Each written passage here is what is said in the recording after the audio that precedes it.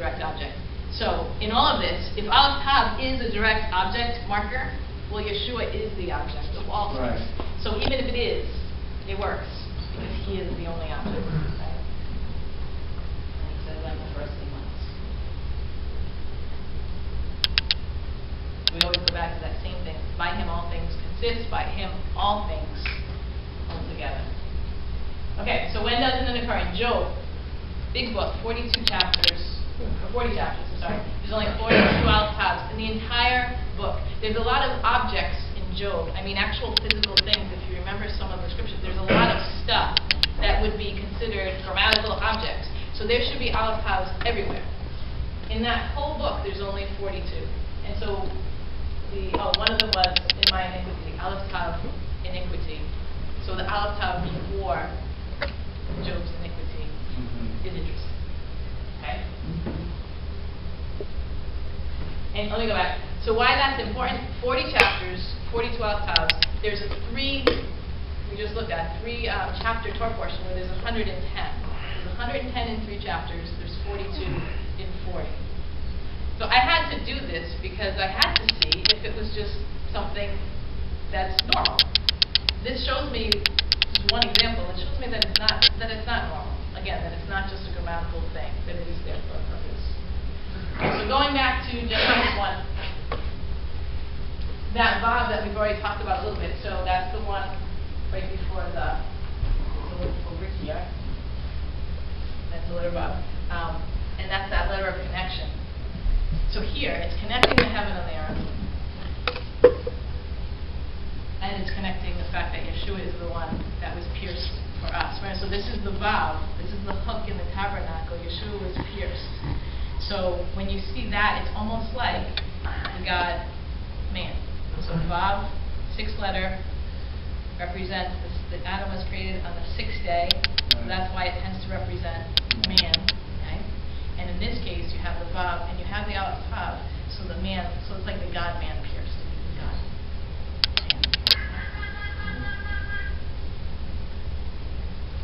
So I will pour out on the house of David and the inhabitants of Jerusalem and the spirit of grace and supplication. Then they will look on me, Aleph Tav, whom they pierced. Yes, they will mourn for him as one mourns for his only son, and grieve for him as one grieves for a firstborn. So it actually says, they will look upon me, Aleph Tav, whom they have pierced. And when you look here, you can see, you could see, that it's the one who was pierced right there, right in Genesis 1.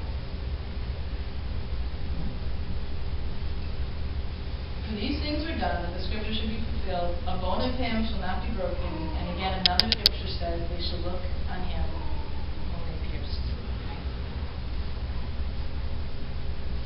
Behold, he is coming with clouds, and every eye will see him, even they who pierced him. And all the tribes of the earth will mourn because of him. So, amen. I am the Alpha and Omega, the Alpha and the Tau, the beginning and the end, says the Lord, who is, who was, and who is to come. Okay. So in John, then he said to Thomas, reach your finger here, and look at my hands, and reach your hand here, and put it into my side. Do not be unbelieving, but believing. So this is the name of the Lord in Hebrew letters, which we would say it Yud, Hey, Vav, Hey. And so the Yud is the hand. The hand. The Hey is like behold. And then the Vav is, I don't like to say nail because again that gets Christianized, but it's a hook. And Yeshua was hooked to a tree. And so it's the hand. Behold the hand. Behold the hook. And that's the name of the Lord. Whenever you see the name of the Lord like this, whenever you see Lord in capital letters in English translations, it's this Yahweh. And you can realize it's this. It's His outstretched arms for us. So it's a salvation message just in that one word when you see it in Hebrew. And so that's like the more ancient Hebrew there where you can actually see the hand. And again, so those two letters that are the same, that's behold or hey, or it's like the breath. Okay, so Genesis 1:1 there again. So there's 7 words in Genesis 1:1. We know 7 have a lot of different spiritual meanings, deeper meanings. So I do think there's something to that. And in this sense, Yeshua walked the earth around the 4,000 year period. So if we start with 0 or 1, like the first year, That begins where the word in beginning is. Okay? And then that's why I've numbered them. So 2,000, 3,000, 4,000 would be the fourth word, which is the Aleph Tav. So Yeshua, who is the Aleph Tav, walked the earth at that time period, literally. We're approaching the 6,000 time period. We're in the year 5776. We already are, sorry. We're in the year 5776 right now. So we're approaching 6,000 years. Okay? So we're in that 6,000 year setting. So that's when Yeshua returns to the earth. Okay? So he walked the earth. So the fourth word, 4,000 years, Aleph Tav, walked the earth.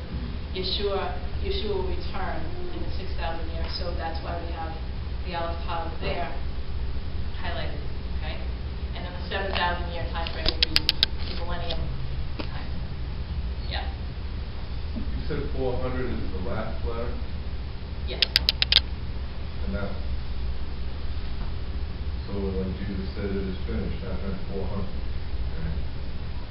It's the last. Oh, because it's the last letter? Okay. Cool. Yeah, it's cool. Will I'm you not sure. put this on the Mishkahn website? The actual slides and stuff? Yeah. I can send this to anybody who wants it, if you would like it. I have little handouts, like with all the little slides, if you'd like it. Just let me know. Yeah, I'd be happy to. So does that make sense about the 1,000 years? He walked the earth in the 4,000 years. It happens to be the fourth word, and then he will return in the 6,000 year. It happens to be the sixth word.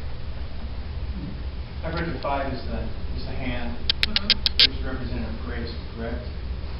Some say. Yeah. And this is the dispensation of grace. It is a dispensation of grace, that's for sure. Yes. So 1,000 years. It goes back again to the 1,000 years is like a day. So we can see this as day 1, day 2, let there be light on the first day. Day 2, let the waters be separated. Day 3, let there bring forth vegetation. Day 4, let there be lights in the firmament. Okay, and on and on. So with those 7 words, you can actually see also the 7 days of creation. And so down there, 1,000 years like a day in your sight. And again, displayed even in that one scripture. And there are 6 olives representing 6,000 years. Again, is that just coincidence, or is it just, it's pretty cool that there are 6 olives in this. So the first letter of the alphabet, and there are 6,000 years of man.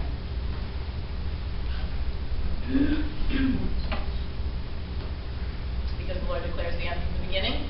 So right in Genesis 1:1, everything is really spoken. I used to think it was the whole, Genesis 1 through 4, chapters 1 through 4, but really it's right in that one verse. It could even be in the first word in Bereshit, which is in the beginning.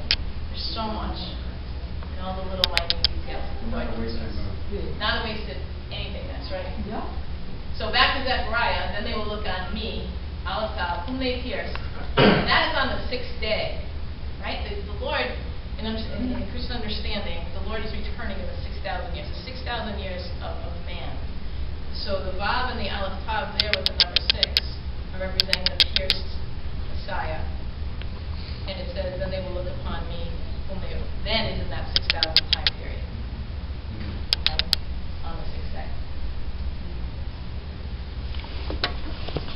Can you read that? I don't have anything to read it. And behold, one of the children of Israel came and brought unto his brethren Aleph Tav, a Midianitish woman, in the sight of Moses, and in the sight of all the congregation of the children of Israel, who were weeping before the door of the tabernacle of the congregation.